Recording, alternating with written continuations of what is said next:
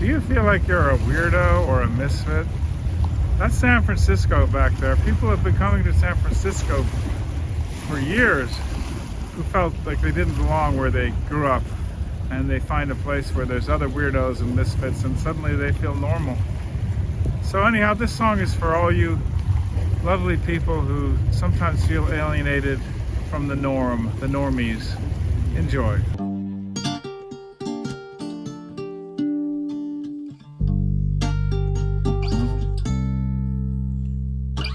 In 11th grade, I went to a new school. For whatever reason, I didn't fit in. I kept to myself, I hardly ever spoke. I didn't have a friend. Sometimes I'd mutter to myself, and my clothes, they seemed too small. I was bigger than the other kids and almost twice as tall. Clothes, they were expensive back then. I wore these hand-me-downs, you know. I guess that's how I got the name. They called me the Grand Weirdo. The Grand Weirdo. Will anyone love the Grand Weirdo? The Grand Weirdo. Who could love a Grand Weirdo? I used to sneak outside to smoke at a place they call the Pool Doors. One day Jenny Vance was smoking out there. She said, "What the hell are you looking at me for?"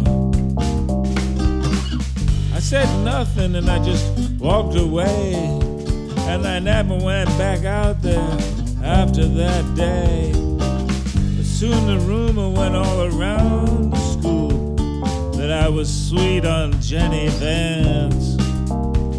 She told everyone that she knew that the Grand Weirdo had asked her to the dance. The Grand Weirdo. Who'd go to the dance with the Grand Weirdo? The Grand Weirdo. Who would go to a dance with the Grand Weirdo? They're written on the overpass. I saw somebody had painted Grand Weirdo plus Jenny Vance. Well, I all but fainted, 'cause I knew what was gonna happen then. The word would spread all around that the Grand Weirdo was writing this shit all over the town. Which makes no sense, of course. I didn't call myself the Grand Weirdo. If I were to write such a thing around the town, I'd use my own name, don't you know? Not the Grand Weirdo. Who could love the Grand Weirdo? She was popular, and she was pretty, and I was the Grand Weirdo. There was this tiny person. She did drugs and she drank. Her name was Claire McEvans, but they called her Claire McSkank.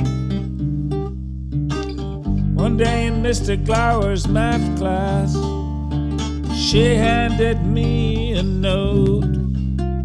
It said, "Jenny Vance is a fucking bitch." I guess that's what gave me hope. She took me in her pickup truck way out into the woods. She taught me what love is. She taught me pretty good.